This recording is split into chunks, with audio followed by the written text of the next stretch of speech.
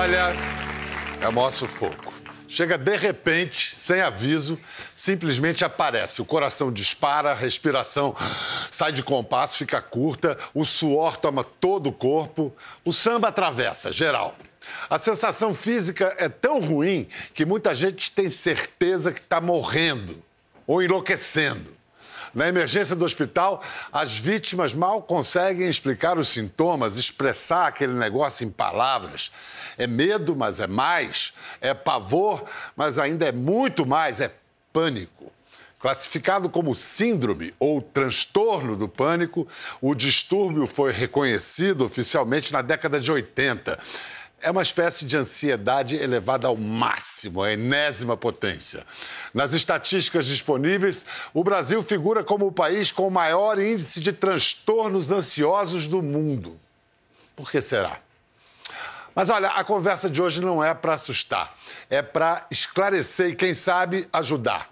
Vamos aplaudir uma sobrevivente do pânico que usa seu ofício de artista como um grito de alerta. Recebam a atriz Mariana Santos.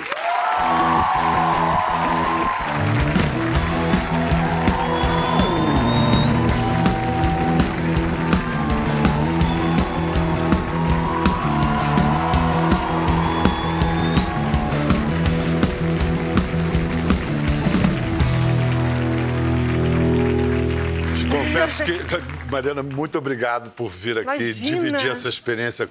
Bom, vamos conhecer a história da Mariana, né? Eu comecei a descrever, só de falar já dá um certo nervoso, né? Então, como é que é? Coração dispara. Avisos, você fala, não, tá vindo uma coisa estranha, começa a disparar o coração, a mão começa a ficar gelada, a barriga gela, daqui a pouco você não tá sentindo as suas mãos. Respiração. Você não tá hiperventilada. Hiperventilar. Aí você começa a se sentir mal, porque a hiperventilação te dá muito mal-estar, te dá náusea, enjoo, o coração... Você fica toda gelada, formigando. No meu caso, é isso que acontece. Deixa eu beber uma aguinha depois dessa descrição. Há muitos anos. Pois é, quando você teve a primeira crise? Olha, Bial, eu lembro que eu tive o primeiro sintoma que alguma coisa não estava legal com 6 anos de idade. 6 anos? Lógico que eu não achei sabia que isso era uma era. doença, ou como queira chamar, síndrome, transtorno, de adulto. Eu também, mas no meu caso foi criança que eu comecei a desenvolver pequenos medos assim e ansiedades, né? Com essa idade? Exatamente. Eu lembro exatamente desse dia, porque são eventos que marcam muito. Eu tinha 6 anos, eu fui para São Paulo, vim para São Paulo, e eu lembro que o voo foi horrível. O voo foi muito turbulento, foi horroroso, eu não tinha noção, né, do que era, mas eu me senti muito mal nesse voo, não chegava nunca. Era mais que medo de avião? Muito mais? Não, eu não tinha elaborado ainda que era um medo de avião. Eu me senti mal e eu lembro que eu saí estranha desse voo, muito estranha. Eu lembro que eu saí assim, não, eu tô ótima, nossa, pousou, que legal. Eu lembro do meu pensamento, eu falando, não, tá tudo bem, nossa, tô ótima, e não tenho medo não, e não tenho medo. Aí, depois dessa viagem, eu só fui fazer outra viagem de avião com 30 anos de idade. Porque eu falei pra mim mesma que eu nunca mais ia subir no avião. O que era gatilho? Avião, o que mais? Metrô, ponte, elevador, estrada. Movimento, Qualquer coisa que tire você do seu controle. Por exemplo, você entra num túnel, você não pode sair dele. Você vai ter que ultrapassar ele. Você está numa ponte, você não pode... para, que eu não estou me sentindo bem. Para, agora... Você não tem uma esquina para você virar. Caramba, isso foi se agravando com a idade? Você, de criança, adolescente, se agravou e para a idade adulta foi ficando cada vez mais... Foi ficando cada vez pior. Sério? Foi, Bial. Você tinha acompanhamento terapêutico ou nada? Não. Depois eu fui fazer terapia cognitivo-comportamental, que já é mais uma terapia voltada para isso, né? Já mais velha? Mais velho que adolescente? Já com 30 anos, Sei. 30 e poucos anos, porque eu estava me boicotando muito. Você devia deixar de fazer várias coisas por causa disso, né? Porque a fobia tem essa característica. Total, você começa a falar, pra que eu vou viajar pra Disney? Qual é a graça de ir pra Disney? Eu falava. Que ridículo, não. Pegar um avião, ficar lá horas num voo, fazer mala, gastar dinheiro. Eu boicotava tudo, eu arrumava desculpas pra tudo. Sabe? Eu não vou, eu prefiro ficar em casa. Minhas férias, não, eu vou ficar em casa. Então, tudo que você pode fazer pra você ficar em casa, você faz. O que não me deixava ficar em casa era a minha vocação do teatro. De atriz. Eu ia passando mal no metrô, eu ia tendo crises de respiração, de ansiedade. Não andava sozinha, só andava com a minha mãe ou com alguém, porque sozinha nem pensar, botar o pé para fora de casa, porque eu já botava o pé para fora em épocas piores, eu já me sentia muito mal. Então, eu ia sempre acompanhada, mas eu buscava isso, então aquilo me dava muito prazer. Quando a tua vocação é maior que o teu medo, aí você consegue... No palco passava tudo. Bial, eu nunca senti um pânico em público. Olha que coisa... Só olha em televisão, cabeça. só em televisão, olha só, 10 anos de Zorra Total, 6 anos de Amor e Sexo, agora Malhação. Nunca, Novela. nunca. Não. Que coisa, hein? Não, eu preciso do trabalho para me manter sã. Eu acho que Eu é isso. também, né? Eu não Acho tenho... que todos nós, eu acho que é importante, mas isso... né? Porque a gente... Quem tem pânico, eu acho, Bial, que tem uma necessidade de controle muito grande. Você controla a tua rotina, você controla o horário que você vai sair, o que você vai comer, porque tem que dormir tantas horas, não sei o quê. Você se preocupa muito com você olha muito para você. Eu acho que tem uma certa vaidade, você olha muito para dentro de você. O que está passando no meu corpo agora? Eu estou me sentindo mal? Eu comi alguma coisa que me fez mal? Minha respiração como é que tá? Meu coração? Estou tremendo? Eu vou panicar agora. Não, Mariana, não pode. Vai, para. Quando o dia já foi. Você está olhando para você o tempo todo. Quanta coisa você está perdendo, né? Você está escrava de si mesma, né? E quando você está interpretando... Escrava de si mesma. Quando você está interpretando um papel, quando você está trabalhando, se colocando fora de você... Por mais que você interiorize emoções, mas são emoções que não são suas. Claro, você carrega as suas emoções, né? Quer dizer, mais do que tudo, então, foi o teatro, foi a sua veia dramática que lhe salvou. Sair de casa. Remédio você tomou? Eu fiquei anos e anos e anos e anos sem usar nenhuma medicação. Até que teve uma virada na minha vida, porque eu estava numa fase muito acomodada, já trabalhando aqui na casa, já no Zorra Total na época, mas estava naquela... Quanto menos, melhor. Eu falava, não, mas trabalho não. Não, tá ótimo assim. Deixa que a vida se encarrega de fazer. Vamos lá. Até que veio um convite para eu fazer um espetáculo aqui em São Paulo. Eu morava no Rio na época, do Jô Soares. Tinha acabado de tomar banho, era um domingo à tarde, eu naquele marasmo, aquela vida boa, aquela coisa, domingo, sem fazer nada, em casa, no meu ninho. E o telefone toca, era o Rodrigo Veloni, o produtor do espetáculo, que hoje em dia é meu marido. Olha como a vida é louca! Que loucura! Que roteirista! Que loucura! Que roteirista! Que coisa louca, gente! Tudo vem pra alguma coisa, né? Nada é à toa. Então ele me ligou e falou, aqui é o Rodrigo Veloni. Eu falei, oi, eu sou o produtor do Jô Soares e ele está te convidando para fazer um espetáculo. Eu falei, é onde? Ele falou, em São Paulo, papapá, papapá, papapá, papapá. Eu falei... Você pode mandar o texto pra mim? Posso ligar em meia hora? Tá. Aí liguei. Falei, tudo bem. O que eu tenho que fazer? Nessa meia hora que eu desliguei com ele, tô resumindo, tá? Tá. Eu liguei pro meu pai. Eu tava sozinha, né? Minha mãe tinha saído, eu morava com a minha mãe na época ainda. E aí eu tava em casa, eu falei, pelo amor de Deus, é uma peça, eu vou ter que ir pra São Paulo, viajar pra São Paulo todo final de semana, é isso? Eu gravo no Rio, não vou conseguir. Mas aí me deu um estalo, eu falei, eu preciso fazer isso pra minha vida, senão eu vou ficar estagnada aqui. E veio de avião. Eu só pedi uma semana, falei, você pode perguntar pro Jô se ele me dá uma semana só pra eu poder resolver umas questões aqui de... Eu não falei que eu tinha pânico, eu falei que eu tinha uma logística da minha vida pessoal aqui. Nisso, liguei pra um terapeuta, liguei pro psiquiatra. Força-tarefa. Eu falei, me ajudem. Eu falei, me dopa. Eu não quero sentir o avião, eu quero dormir. Me faz dormir. Não tem um cantor que usa injeção pra voar, eu quero essa injeção.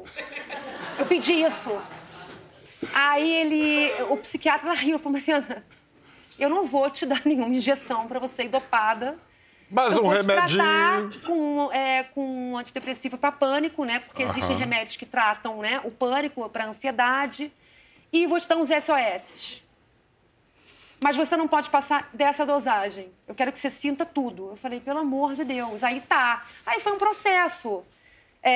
Comecei a voar, só voava acompanhada. O Marcos Veras fazia a peça comigo, a Júlia, a mulher do Marcos, fazia também. A gente ia de mão dada, eu sentava no meio, dava a mão para eles. Meu Deus. Toda uma questão, eu falava, gente, eu tenho medo. E foi.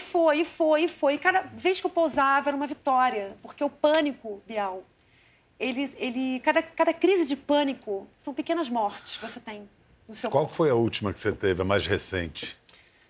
Hoje em dia, eu ando bem controlada, assim, eu convivo bem com o meu pânico, porque eu acho que a gente tem que ser amiga dele, porque eu acho que não tem cura. Não tem, você acha que não tem cura? Acho que não, acho que tem um controle maravilhoso. Sim. Eu vivo, você vai ter eu que trabalho, viver com aquilo. Eu sou independente, hoje em dia eu moro em São Paulo, trabalho no Rio. Hoje em dia, a Mariana faz uma peça, escreveu, né? Escrevi. Só de amor, e tem uma cantora em crise de pânico. Quer dizer, você levou essa história, sua experiência biográfica, para o teatro também? Não é uma história autobiográfica, né? Na verdade, essa peça, eu tinha uma vontade que eu tinha de escrever uma peça. E aí, quando eu vi a peça, foi se escrevendo e surgiu uma cantora que estava num show dentro da cabeça dela. Na verdade, ela está num grande voo.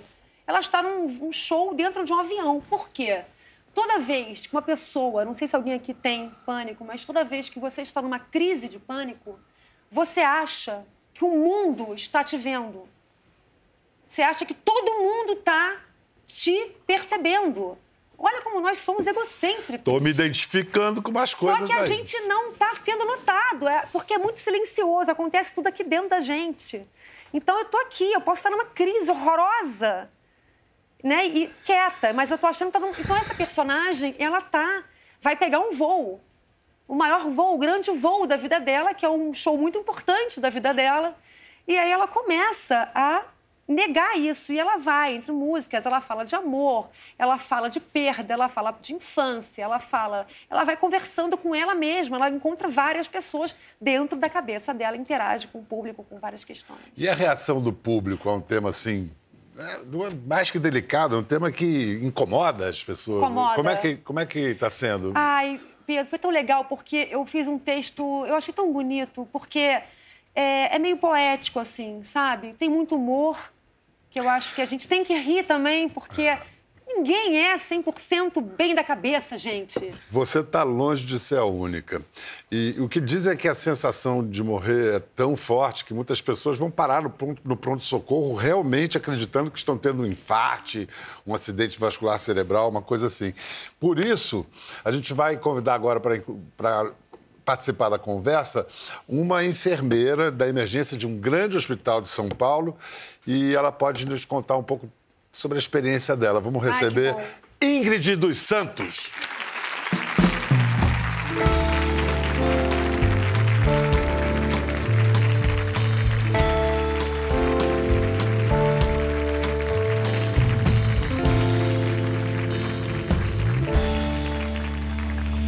Bem-vinda, Ingrid. Você estava acompanhando a nossa conversa? Estava acompanhando, me identificando em várias coisas. Identificando várias coisas. Por exemplo, você na emergência do hospital, deve aparecer muita gente com sintomas assim, mas às vezes é um sintoma de algo físico, real, e às vezes eu ia falar, é só psicológico, como se fosse pouco, né?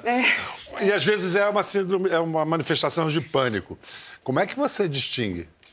Então, isso tem acontecido muito e eu acho que está cada vez mais frequente de acontecer, sabe? Assim, eu, por ser enfermeira em emergência, eu passo tanto por hospitais públicos como instituições privadas e a gente vê que a demanda está cada vez maior. E as pessoas têm a dificuldade de reconhecer que está passando por um adoecimento psíquico, justamente porque às vezes a gente não tem tanta informação sobre isso, né? E são sintomas parecidos. As pessoas não entendem muito também. Justamente. Pois é, mas são parecidos a ponto de a gente se confundir mesmo? Sim, quando a pessoa diz eu tô com dor no peito, ela tá com dor no peito de verdade, ela não tá com uma física, angústia. A gente sente dor. É dor real, a dor é dentro do peito. Ela fala, eu tô com dor no peito. Então, para isso parecer com um infarto, sim, então precisa fazer uma estratificação, precisa sim investigar se é ou não um infarto. Precisa, né? A gente vai fazer um eletrocardiograma desse paciente, a gente vai identificar. E, às vezes a crise é tão forte, como a Mariana falou, que formiga as mãos, formiga as pernas, e às vezes a gente começa a travar, então não mexe a mão, não mexe a perna, não consegue falar. Eu quebrei um dedo numa das crises, eu quebrei um dedo. Fazendo. Fazia tanto isso aqui, a mão trava. e meu dedo não voltou. Mas eu até gosto dele hoje. O anel de casamento tá aqui, ó. O humor é um grande remédio. Eu gosto dele. Mas é fundamental. Não, as situações mais cabeludas mesmo da vida, se não tiver humor, a gente... não há antidepressivo, antifóbico que ajude. Justamente, quando essa mão trava, você olha e fala, um paciente que está AVCzando, ele também tem essa perda de movimento, ele tem essa perda de força, ele tem a sensação de formigamento. Então, é muito difícil para os profissionais até separar uma coisa da outra. Você falou em falta de informação. Isso também vale para os profissionais de saúde? Com certeza, com certeza. Uma coisa que eu comento muito é que existe uma negligência dos profissionais de saúde nesse sentido também. Porque acham que é frescura? Na maioria das vezes. Às vezes chega um paciente até que está com AVC e a pessoa fala, isso é frescura, isso aí é um DNV, isso é uma... relaxa. É uma ansiedade. Deixa eu Relaxa é aquele conselho que dá vontade de estrangular a pessoa. Não, e não vem relaxa. falar... Agora a gente está numa crise de pânico, não vem falar, calma, não toca na gente. Não me encosta. Não é? Porque é pior, né? Se está tudo bem com você, é muito pior. Você já chegou, você mesma, como enfermeira, a menosprezar esse tipo de situação? Eu acredito que não menosprezar, mas eu acho que pela vivência e por estar numa situação de emergência, às vezes você acaba deixando de lado mesmo, assim, sabe? Não, porque eu sou uma pessoa que sempre tive muita empatia com a saúde mental, eu gosto muito, tanto na minha graduação, quando eu me formei. Era uma área que eu gostava muito e que eu sempre busquei atender os pacientes de uma forma bacana, sabe? Mas, querendo ou não, às vezes na correria a gente acaba, assim, deixando de lado, acaba negligenciando. E o que fez você mudar, ver de outro jeito? Hoje eu considero que eu tenho uma empatia muito maior mesmo, porque eu passei por essa situação. Então... Quando você teve a primeira Em fevereiro desse ano, eu tive... Agora? Agora. Eu tive a minha primeira crise de pânico. Fui diagnosticada com síndrome do pânico, fiquei afastada do trabalho. Em que circunstâncias, me permita perguntar? Eu estava em um dos cenários, né? Como eu sou uma enfermeira residente especializada em urgência e emergência, eu passo por vários cenários. Eu estava em um dos cenários que eu trabalho. Do nada, meu coração começou a disparar. Eu senti a minha mão começar a formigar. Eu falei, tem alguma coisa errada acontecendo. A primeira coisa que passou pela minha cabeça, será que eu tô ficando louca? A sensação que eu tinha era essa, será que eu tô enlouquecendo? Você se medicou? Eu hoje estou medicada, estou tratando, faço psicoterapia também. Fui muito bem acolhida. Fui atendida primeiro por uma médica da família e ela foi, assim, Acho a medicação essencial para esses casos. Eu acho importante. Ainda bem que tem, não podemos ter preconceito com a medicação. Não. Se for dado para o médico, você não pode se automedicar. Aí é um perigo. Além do que, a medicação de hoje, ela tem muito menos efeitos colaterais do que... Falar em medicação, vamos botar o psiquiatra na conversa? Estou precisando fazer umas perguntas para ele, sabe? Vamos chamar aqui um especialista em síndrome de pânico, ele é professor da Unicamp, ele se chama Mário Eduardo Costa Pereira.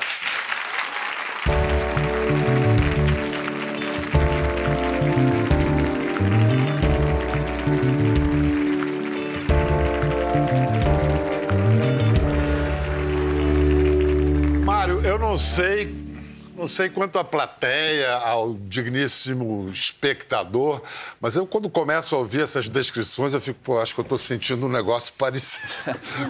Sabe, quando você começa a ler, assim, o quadro, opa, isso é normal, doutor? É frequente, é o habitual. E isso define um pouco o pânico, porque uma das coisas mais marcantes é esse aspecto arrebatador, não é? O sujeito... É muito comum, quando os pacientes vêm nos procurar, eles dizem assim, olha, a minha vida era uma antes da primeira crise e outra depois.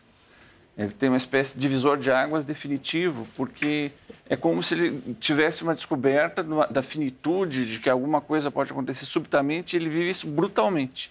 No corpo, elas descreveram de uma maneira muito forte, né? Você mudou o que na sua vida depois que apareceu isso, Ingrid?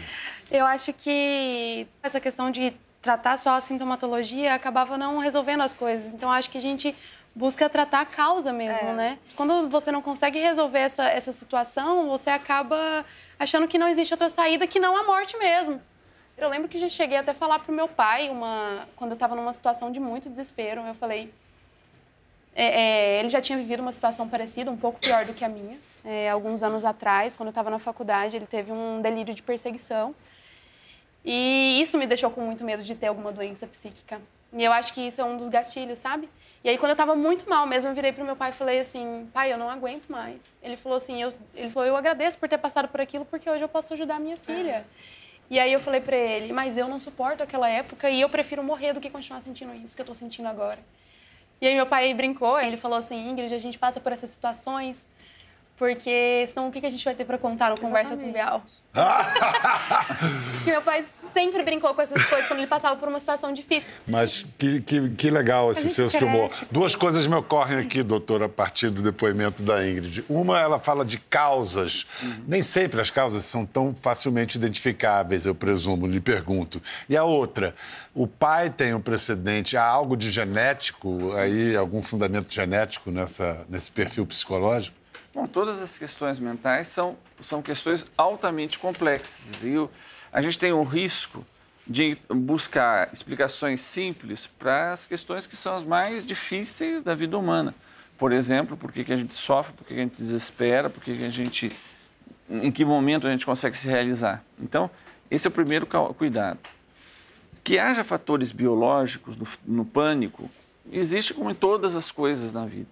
Então, o fato de você ter o seu pai com uma doença grave, evidente que pode indicar presença de fatores biológicos predisponentes. Não existe o gene do pânico, existem um conjunto de genes aos quais se atribui uma maior disposição. Quando esses genes estão presentes, se vê que o sujeito está mais predisposto a reagir com pânico. Mas isso é diferente de dizer que o nível biológico explica o conjunto do padecimento de quem está com pânico. Isso é importante falar para retomar a questão do remédio. Uhum. Quando eles conseguem ter ou um medicamento, algum tipo de psicoterapia que haja diretamente no sintoma, isso dá um grande aplacamento no mal-estar da pessoa. A questão é o que vem depois. Quando eu comecei a trabalhar com isso, logo que eu comecei minha residência médica, em 84, na Unicamp. A gente dava um medicamento e um mês não tinha mais crise. Sensação de derrota. Em 2 meses, começava a sair de casa. Aí eu pensei, nossa, é Jesus dizendo, levanta-te e anda. Né? Porque o impacto da medicação é muito forte. Libertador, né? É libertador. Porém, o que acontecia é quando a gente acompanhava essas pessoas há mais tempo, 6 meses, 1 ano e 2 anos, em que muitas vezes a pessoa já não tinha mais crise. Algumas já nem tomavam mais medicamento. E aí começava a aparecer uma outra coisa. Muitos diziam assim, doutor, eu não tenho mais crise, mas eu não consigo sair de casa sem ter o remédio num bolso e o seu telefone no outro. Medo de ter medo. É um medo de ter medo. Eu falo na peça sobre isso. O medo de ter medo é terrível. Então, aos poucos vai ficando cada vez mais claro que o controle dos sintomas é muito importante, porque senão o sujeito não tem sequer um outro assunto para conversar na vida. Mas, ao mesmo tempo, num outro momento, se ele tem espaço para isso, começa a surgir essas questões, ele começa a se colocar em questão. O que aconteceu na minha vida, o que me marcou, o que me deixou frágil, que medo que eu tenho, que não é simplesmente da crise, mas o que está implicado nessa crise cuja minha predisposição permitiu que isso eclodisse. Ou seja, não é simplesmente controlar os sintomas, mas que o sujeito possa se interrogar mais profundamente do que está vendo com ele.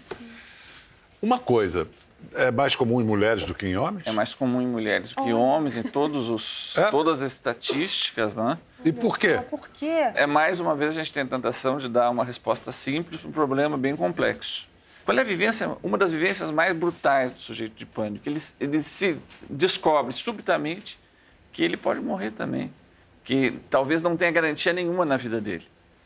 Ele que achava que o mundo tinha chão, tinha garantia, tinha continuidade, ele descobre subitamente a extensão do seu desamparo.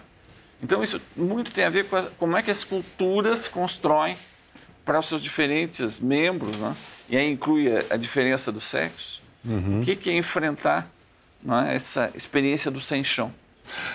O livro do Dr. Mário é Pânico e Desamparo, justamente essa relação que você acaba de... Então, eu fiz esse livro, né, justamente, né, para mim a psicanálise tinha entrado em crise na hora que eu vejo a contundência do efeito com a medicação, mas ela retorna no momento que eu começo a ver, escutando esses pacientes, que eles tinham uma história muito mais longa a contar, muito mais extensa, do que simplesmente a dos sintomas em torno do qual eles tinham organizado a vida e a explicação que eles tinham dado para o impasse que eles estavam vivendo. Então, era comum, por exemplo, às vezes eram pessoas muito bem-sucedidas e que, num certo dia, eles, por exemplo, perdem alguém da família. E é justamente aquela pessoa que dava para eles a sensação: o mundo funciona muito bem desde que esse pilar esteja lá. Perde esse pilar, algum tempo depois desencadeia a crise. Ela começa a continuar por si mesma. Ou seja, é muito... E a vivência que ele tem no pânico é que o que está se passando comigo é incontrolável, né? Estou sendo tomado. A gente sente. Essa coisa gente. Essa coisa da solidão, do desamparo, Mariana, quando você percebeu que... Como é que você percebeu, viu outros casos que você se sentiu menos sozinha? Quando eu me senti menos sozinha... Que você percebeu que não era só você que tinha isso e se te deu algum consolo. Engraçado, né? Lógico, tive alguns momentos que eu deprimi, lógico, porque você se sente muito mal, né? Você fala, por que comigo? Por quê? Poxa, eu sou tão alegre, eu tô fazendo meu teatro, tô fazendo minhas coisas. Mas eu sempre, depois de uma grande crise, que eu tinha várias por semana, eu pensava, não, amanhã vai ser melhor. Então, eu tinha essa positividade, assim, e não me sentia só. Tem alguma técnica de respiração, alguma coisa que ajude? Eu tenho várias técnicas, Bial. Tipo? Eu tenho mantras que eu vou falando, músicas que eu vou cantando, respiração. Respirou em 8, soltou em... Quando você... Para evitar a crise. Isso quando você sente que está vindo. Quando está vindo, né? A gente vai respirando, né? Porque se manter a tua respiração no nível... correto, você não vai hiperventilar. Você não vai hiperventilar. Hiperventilou, aí espera passar, dá passagem para o pânico. Quando a pessoa começa a ter essas crises que começam a se repetir, ela começa a ficar muito atenta ao próprio corpo. Exatamente. Exatamente. E aí, quando ela identifica qualquer indício que ela possa estar começando a ter algum tipo de aceleração, ela começa a ficar ansiosa com aquilo. Com medo daquilo. Começa a ficar com medo daquilo, começa a hiperventilar. E a hiperventilação acentua esses sintomas. Sim. Então, as técnicas de respiração, elas ajudam a bloquear esse mecanismo, esse gatilho. Acho que até de pensar na situação que está acontecendo, porque você respira mais devagar, você concentra na sua respiração, fala, eu preciso respirar devagar, eu tenho controle sobre o meu corpo, e você vai saindo da situação, estou com medo, você vai indo para uma situação mais de controle mesmo. Não tá. Se você pensa que está passando mal, é a hora que vai... Mariana, você fez uma versão daquele clássico Teresa de Jesus que fala disso, é isso? No espetáculo, a minha personagem, a Malu, ela aborda vários temas da vida, né? É um voo, é a vida, é sobre a vida. Então, essa necessidade que a gente tem de ser amado, de ser querido, uma grande vaidade nossa, né? Eu vou ser amada, muito amada, eu preciso ser querida por todos. Isso a gente vai percebendo que a gente não precisa ser amado por todo mundo. Né? Então, a personagem, ela, como na minha vida também, né? Eu já passei por várias coisas amorosas e ela fala sobre amor, falou muito sobre amor, ela já passou por vários... foi deixada várias vezes e teve que se reconstruir. Então, a gente trabalha com cantigas de roda, todas as músicas da peça são cantigas de roda que são adaptadas. Como tudo vem que eu acredito que as coisas venham da infância, as músicas da peça são cantigas de roda. Então mostra pra gente, por favor. Canta pra gente aí. Tá.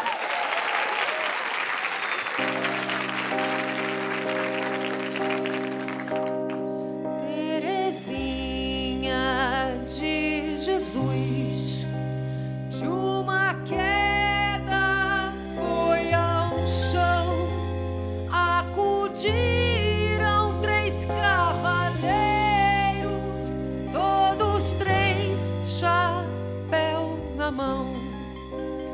O primeiro foi seu pai, o segundo seu irmão, o terceiro foi aquele que a Teresa deu a mão. Me leve embora, me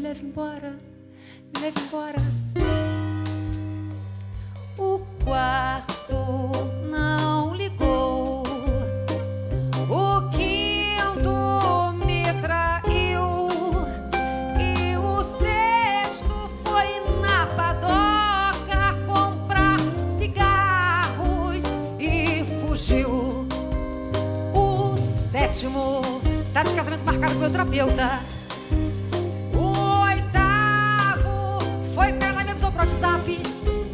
E o 9º queria abrir essa relação, mas eu mandei passear porque eu não tenho estrutura pra lidar. Não tenho estrutura pra lidar. Não tenho estrutura pra lidar.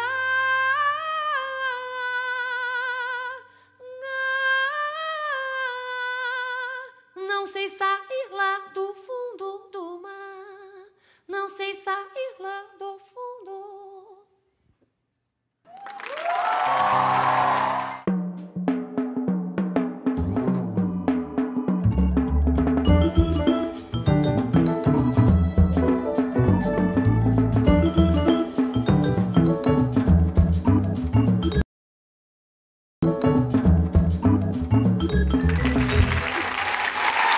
Bem-vindos de volta à nossa conversa sobre transtorno do pânico com a atriz Mariana Santos, a enfermeira Ingrid dos Santos e o psiquiatra que não é dos Santos, Mário Eduardo Costa Pereira.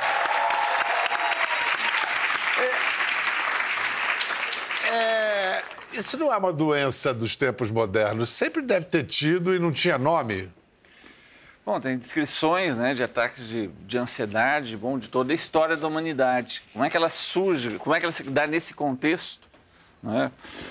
Como a gente estava falando, né, o pânico tem a ver com o sujeito ter uma vivência de ser tomado por algo que ele não pode contar com ninguém, que ele pode morrer a qualquer hora. Bom, mas isso lá atrás, entre os homens das cavernas, era um fato, né? Será que isso ficou uma herança evolucionária? Provavelmente ficaram marcas de uma disposição para reagir diante de certos gatilhos de uma maneira brutal.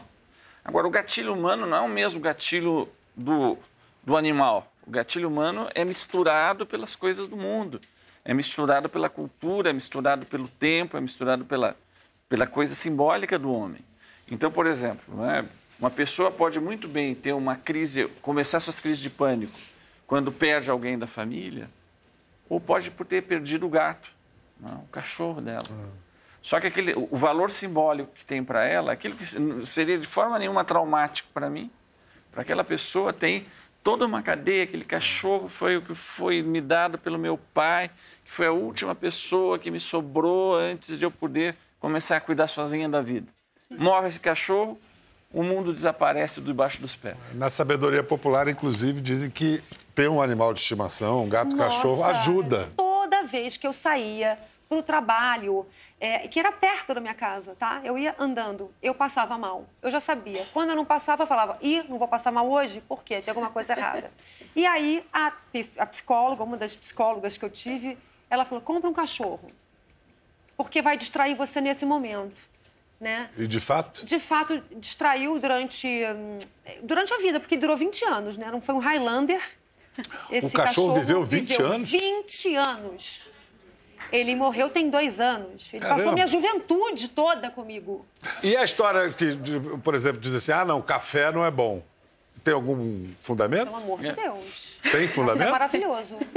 Isso é para vocês verem Olha só, como olha cada só. pessoa é uma pessoa. Em geral, o café, ele tende a despertar na pessoa essas experiências de aceleração. Por causa da cafeína. Por causa da cafeína, taquicardia, falta de ar. Mas também correr na esteira. Eu corro na esteira, faço exercício físico e descobri que correndo e acelerando eu acostumaria melhor com a hiperventilação. Para você funciona muito Sim. bem. Tem muitos tratamentos que fazem corridas progressivas para o sujeito se acostumar a isso. Mas isso varia muito da vivência que o sujeito tem, daquilo que serve para ele como disparador. Mário, e o exemplo da Mariana, que o apego ao trabalho, a vocação no caso do palco, mas o apego ao trabalho pode ajudar? Numa sociedade que é muito individualista. Né? O sujeito está lá descobrindo que o mundo pode não ter chão. Mas numa sociedade que o sujeito cai no chão, ele não pode ter sequer a expectativa de que o outro vai parar para socorrê-lo. Né? É muito diferente de ele ter um ambiente que ele se sinta amparado, que ele se sinta presente. Por isso também a agorafobia. Ele fica em casa na busca de algum ambiente familiar. Não é? Porque é a maneira como ele tem de lidar, o que é o íntimo e se ele pode ou não pode contar com o outro. Sim. Ingrid, você que é uma profissional que está muito jovem, está começando a carreira e já tem essa experiência, essa vivência, que isso não há escola que ensine você ter aprendido na carne. Qual seria a sua palavra final, assim, para os seus colegas profissionais de saúde? Bom, essa questão de ter o desamparo, que a sensação é justamente essa, de que você está desamparado, de que as pessoas não... Você está meio que desperdiçando o tempo da outra pessoa. Eu pedia desculpa o tempo inteiro e eu vejo muitos pacientes fazendo isso. Quando eu atendo um paciente na sala de emergência, o tempo inteiro ele fala desculpa por estar tomando o seu tempo, porque quando ele identifica que não era um infarto ou que não era um AVC, ele fala, nossa, então eu estou passando por uma questão que é só psíquica, mas isso é uma doença, isso é algo que precisa ser tratado, é algo que precisa ser evidenciado e que precisa ser prevenido de complicações mesmo. Não é só. Não é só isso, é tudo isso, né? E a mensagem que eu deixaria é que as pessoas precisam acolher essas pessoas mesmo, assim, que os profissionais acolham essas pessoas, que tratem dessas pessoas, que cuidem, e que mostre para elas que existe vida após pânico, né? Porque existe vida com pânico.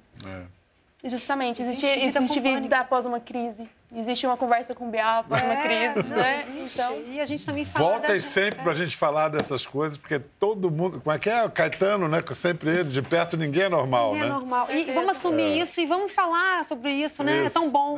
A gente pelo menos vai se sentir menos Vamos pedir ajuda, sozinho, é muito né? bom compartilhar isso. Olha, muito obrigado, Ingrid dos Santos. Obrigado, doutor Mário Eduardo Costa Pereira. E vamos todos espalhar que Mariana Santos está com uma peça sobre o assunto que é divertida, a gente pode rir. A peça chama-se Só de Amor. Quem quiser saber, dá um Google. A gente fez uma temporada linda em São Paulo, fizemos no Rio. Voltamos ano que vem com o espetáculo, porque agora com a novela fica complicado a gente fazer tudo. E vamos procurando nas minhas redes sociais. Ano que vem tá logo aí. Tá logo aí. Então manda um samba lelê aí pra gente terminar. Vamos falar dos bora. medicamentos, vamos falar da vida, que todo mundo tá se automedicando muito, isso não é bom, né?